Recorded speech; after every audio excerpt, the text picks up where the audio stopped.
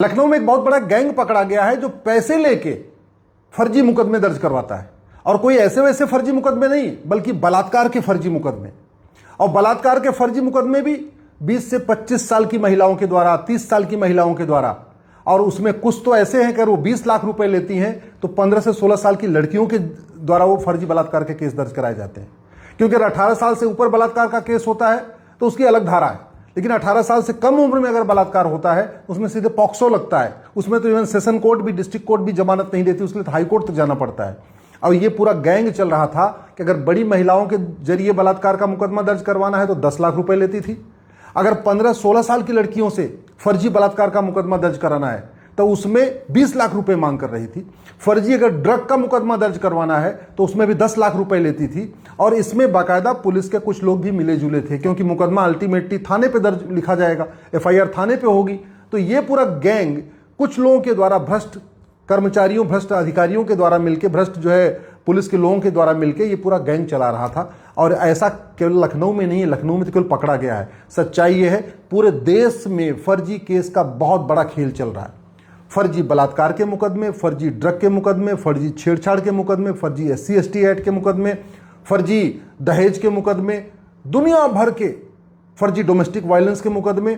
साल में 2 लाख लोग आत्महत्या कर लेते हैं इस फर्जी केस से परेशान होकर। इसलिए मैंने माननीय सुप्रीम कोर्ट में PIL भी फाइल किया है। माननीय सुप्रीम कोर्ट ने केंद्र सरकार के अलावा सभी राज्य सरकारों को नोटिस जारी किया है। और ये सारा का सारा फर्जीवाड़ा इसलिए चल रहा है क्योंकि हमारा कानून घटिया है, हमारा जो है सिस्टम सड़ा हुआ है। जापान में, सिंगापुर में, ऑस्ट्रेलिया में, कनाडा में, अमेरिका में, चीन में फर्जी शिकायत करना, फर्जी जांच करना, फर्जी गवाही देना, फर्जी एफिडेविट फाइल करना जघन्य अपराध है। 10 से 20 साल की सजा होती है। और भारत में फर्जी शिकायत कर दो, फर्जी FIR करवा दो, पुलिस के लोग फर्जी जांच कर लें, कोई व्यक्ति फर्जी गवाही दे ले, कुछ होता ही नहीं है। क्यों? क्योंकि जो लोग फर्जीवाड़ा करते हैं उनको कभी सजा नहीं मिलती। इसलिए मैंने मांग किया है कि सबसे पहले तो इस कानून को बदला जाए, फर्जी केस को जघन्य अपराध घोषित किया जाए, फर्जी FIR दर्ज करने को और फर्जी FIR दर्ज करवाने को जघन्य अपराध घोषित किया जाए। और साथ ही साथ इनकी प्रॉपर्टी जब्त करने का प्रावधान हो, इनकी सिटीजनशिप खत्म करने का प्रावधान हो। मेरी PIL पे केंद्र सरकार के अलावा सभी राज्य सरकारों को नोटिस जारी हुआ है, अभी तो कोई जवाब नहीं आया। पहली बात तो हमारा कानून सड़ा हुआ, और जो कानून है भी उसमें भी जो पीड़ित हैं, फर्जी केस से पीड़ित लोग हैं, उनको FIR लिखवाने का कोई उनके पास आदेश ही नहीं, उनके पास कोई अधिकार नहीं को जाके मुकदमा दर्ज करा सके। फतेहपुर में फर्जी SC/ST केस से परेशान होकर श्रीवास्तव परिवार ने आत्महत्या कर लिया। हरियाणा के रेवाड़ी में फर्जी SC/ST केस से परेशान होकर एक यादव ने अपनी आत्महत्या कर लिया। अलग अलग फर्जी बलात्कार के केस से परेशान होकर लखनऊ में एक युवा ने आत्महत्या कर लिया था।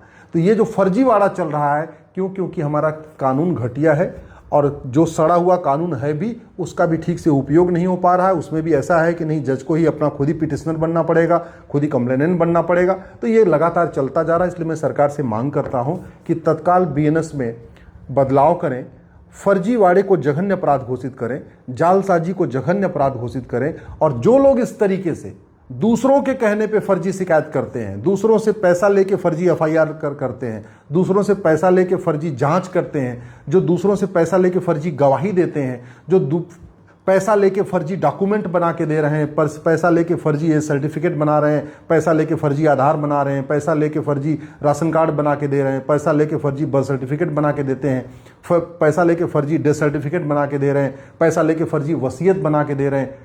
इसको जघन्य अपराध घोषित किया जाए। इसमें कम से कम 10 से 20 साल की सजा का प्रावधान किया जाए, कम से कम 10 से 20 लाख रुपए का जुर्माना का प्रावधान किया जाए, और इसमें सिटीजनशिप खत्म करने का प्रावधान किया जाए।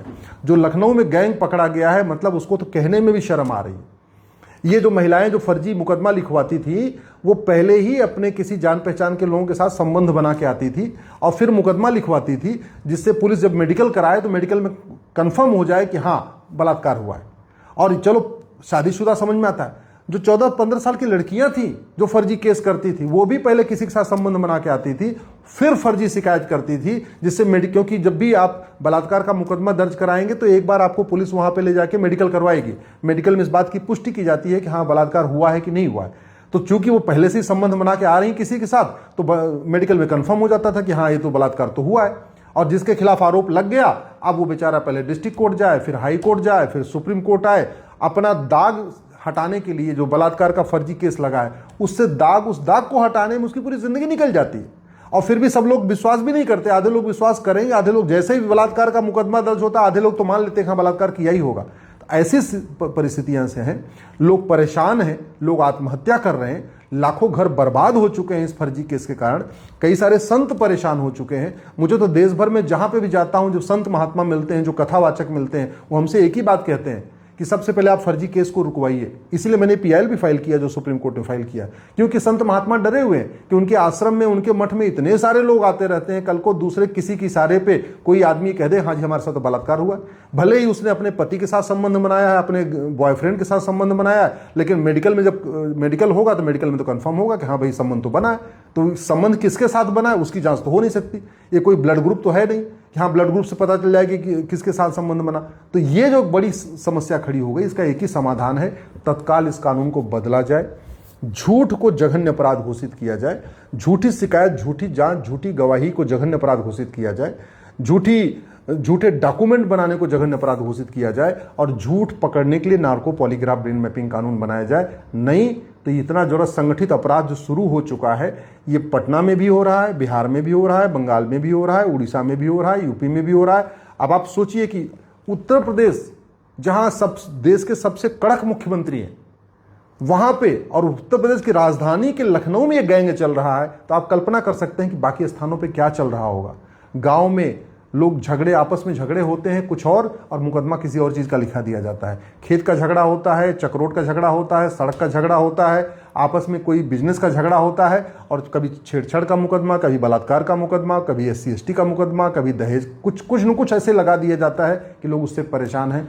इसलिए मैं सरकार से निवेदन कर रहा हूँ, तत्काल इस BNS में संशोधन करें और झूठ बोलने को जघन्य अपराध घोषित करें, और झूठ पकड़ने के लिए नार्को पॉलीग्राफ ब्रेन मैपिंग कानून बनाएं।